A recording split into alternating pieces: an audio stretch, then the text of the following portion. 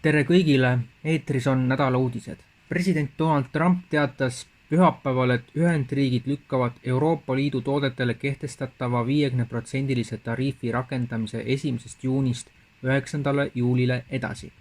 Otsus tehti pärast telefonikõnet Euroopa Komisjoni presidendi Ursula von der Leyeniga varem samal päeval.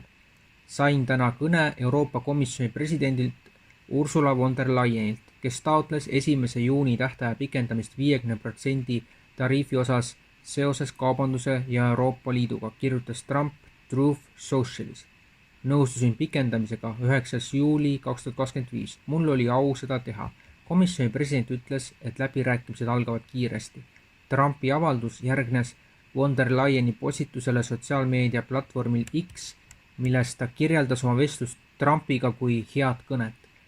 EL-il ja USA-l on maailma kõige olulisemad ja tihedamad kaubandussuhted. Euroopa on valmis läbirääkimisi kiiresti ja otsustavalt edasi viima. Hea kokkuleppe saavutamiseks vajaksime aega 9. juulini, kirjutas ta. Iisrael on Gaza sektoris humanitaarabi jaotamiseks vastu võtnud uue raamistiku. Selle keskmes on näotuvastustehnoloogia kasutamine. Plaan tekitab laialdaselt muresid andmekaitse pärast, kuna juurdepääs toidule sõltub tulevikus sellest, kas mõjutatud isikud on biomeetriliselt registreeritud. Nagu ajakirjanik Daniel Estrin selgitab, peaksid palestiinlased enne toidupakkide kättesaamist registreeruma määratud kogumispunktides ja läbima näokontrolli. Palestiinlased tuleksid nendesse kohtadesse, registreeruksid ja neid kontrollitakse näotuvastuse abil. Nad võtaksid oma peredele pakid vastu, ütleb Estrin.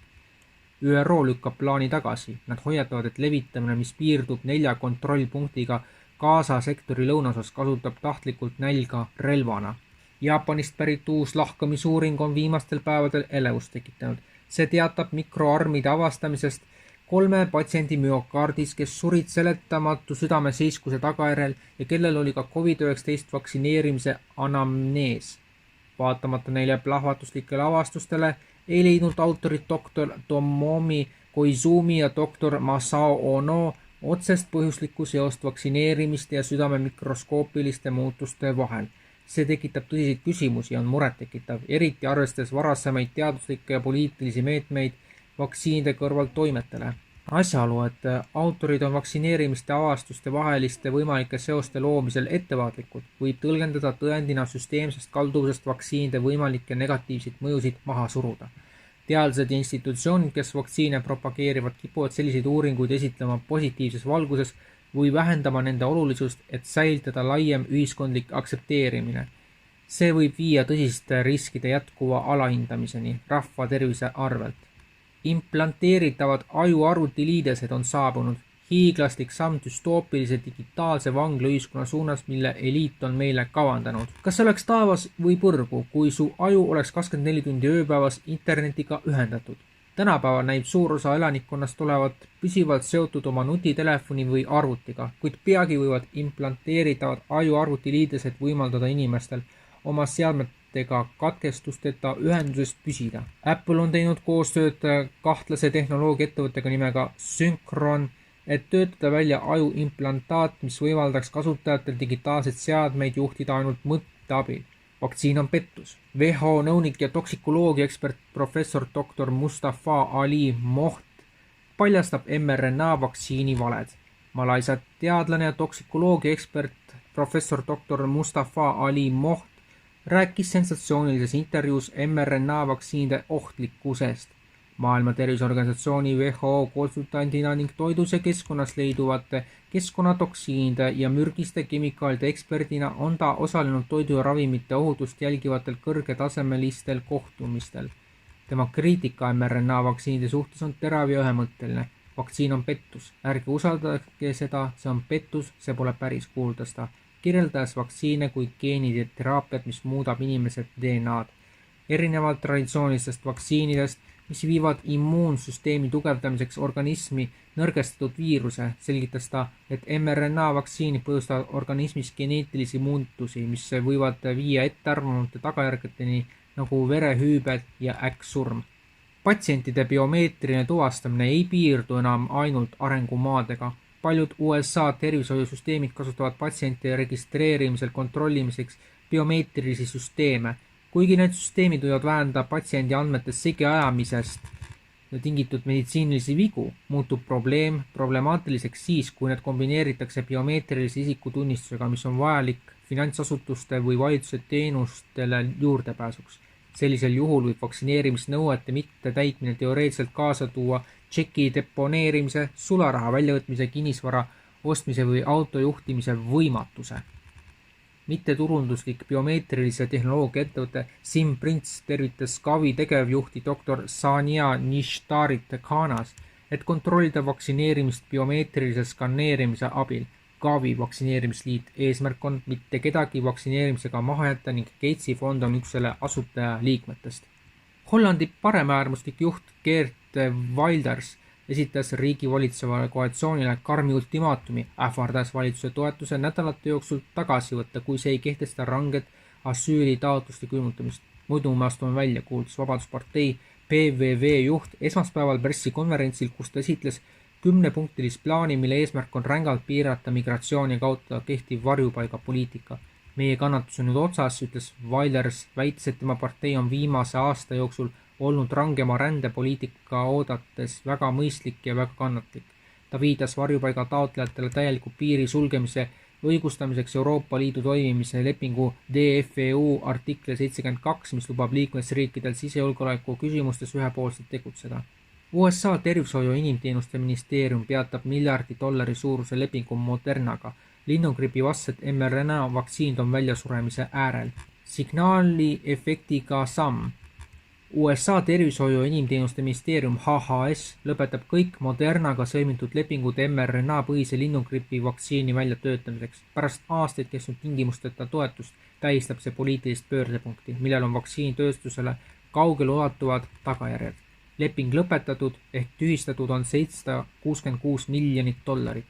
Üllatava otsusega peatas USA tervishoiu inimteenuste ministeerium kõik rahalised kohustused ravimifirma Moderna ees seoses selle H5N1 linnugrippe vastase mRNA vaktsiini projektiga. Vene-Iisraeli ärimees hakkab Väimelas tootma mineraalvett 25 korda suuremas koguses, kui seda teeb Värska Originaal AS, mis toodab seda originaalset ja õiget Värska vett, mida me kõik teame. Tegemist on sama veehaardega, mis Värskal. Vene-Iisraeli ärimees tahab kaevata 2 580 meetri sügavust puurkaevu ja 1 200 meetri sügavuse puurkaevu. Puurkaevude ehitus juba käib, igast puurkaevust tahetakse pumbata 300 kuupmeetrit vett ööpäevas, kokku 900 kuupmeetrit ööpäevas. Aastas teeb see 328 500 kuupmeetrit. Kohalikud olid sügisest saati uinutatud detailplaneeringus, sest ehituslubade väljaandmisest vald kedagi ei teavitanud, isegi mitte kaevukinnistu otseseid piirinaabreid. Kuni inimesi hakkas paar nädalat tagasi või nii häirima ebameeldiv mädamuna lõhn, mis aeg-ajalt levis ja mida sealkandis pole varem olnud. Hais häritas kurku ja tekitas hiiveldust.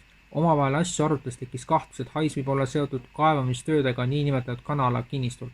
Sügavate puurkaevude kaevamisel eraldub teatavasti väävel vesiniku ehk vesiniksulfiid ehk diivesiniksulfiid, mis on mädamuna lõhnaga värvuseta väga mürgine gaas. Ühendkuningriigis algab sel suvel tsentraliseeritud digitaalse isikutunnistussüsteemi järk-järguline kasutuselevõtt.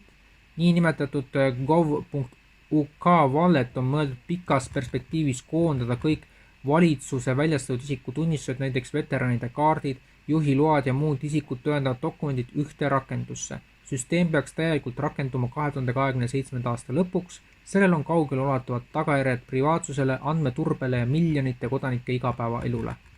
Rakendusse registreerumiseks on vaja esitada isikut tõendavad dokumendid ja kasutada näotuvastust. See on biomeetriline funktsioon, mis on saadaval enamikus tänapäevastest nutitelefonides. Valitsus kiidab suuremat tõusust ja digitaalset mugavust, kuid kriitikud näevad selles arengus järjekordset sammu sujuva jälgimisühiskonna suunas. Ning Iisraeli plaan hakata teostama järelevalvet nälgivatele kaaselanikele abi jagava USA palgasõdurite erafirma tegevuse üle on alanud halvasti ning väljavaated on vaieldamatult isegi halvemad kui Bideni ebaõnnestunud plaan Gaza ranniku lähedal ujuvkai rajamiseks. Juhtum leidis aset USA toetatud rühmituse hallatavas abijaotuspunktis Rafahi linnas Gaza sektori lõunaosas. Gaza humanitaarfond on uue süsteemi keskmes, mis piirab humanitaartoidu jagamist väikesele arvule relvastatud julgeolekujõudude valvatavatele keskustele. Esimesel katsel vallutas organisatsiooni hoonega nälgivate palestiinlaste laine pärast seda, kui ÜRO hoiatas selle kuu algusest, et umbes 500 000 inimest on näljahäda ohus. Iisraeli meedia kinnitab, et Ameerika julgeolekujõud on piirkonnast põgenenud. Plaan oli juba niigi äärmiselt vastuoluline ja nüüd ilmuvad pildid süvendavad kindlasti operatsiooni rahvusvahelist kriitikat. Eesti.com portaal saab olla tsensuurivaba ja täiesti sõltumatu sel juhul, kui te toetate pisikese ülekande või annetusega. Eesti.com-i saab toetada Mihkel Johannes Paimla EE 407700771008496547 märksõnaks ülekanne. Selline oli meie Eesti Eest nädala uudised 90. saade. Me kohtume teiega ka suvel, kuid kindlasti on need saated lühemad, kui on olnud viimased 2 või 3 nädalat, sest et tegu on ka suveperioodiga. Aga kindlasti olulisemast me hoiame teid kursis ja kohtumiseni edaspidigi. Nägemist!